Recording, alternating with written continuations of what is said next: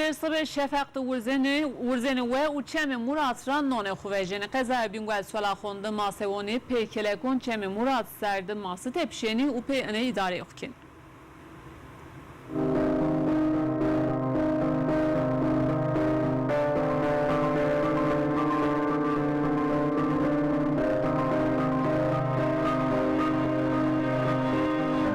سرسب شفقت ورزن و اوشن چم مراد سر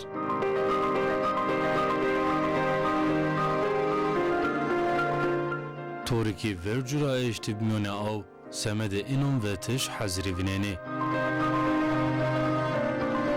دماز کلگی که پی لاستیگون وراشت نوشنن کلگون و شنی تاریخ دوناری ایسایشی قضا بینگوال سولهان رای سولاخوند همولاتی سمد اداره خوش شنی چم مراد سر و ایتیاد محاسبانی کنی انا derslerim güreyken abi.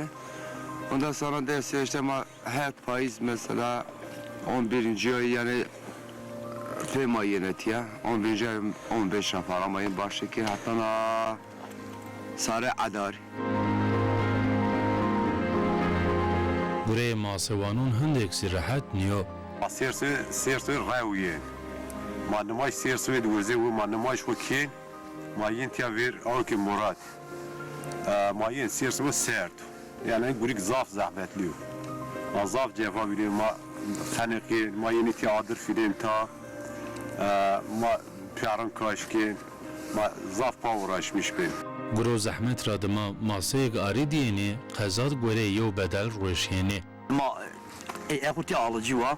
Ez maziyeti mahvolti mason kugen materi ben söylakon macar rüşen materi köle ponjragin söylakon madon des milyon çıra madon des milyon çünkü tia materi perbe bir mahak riyadon mahak benzinin don yani guri zahmet guri rahat ni maz dezin materi cemidin tia zaf sert Masewani heta serê aşmaedar mase tepiştî şî devam kenê.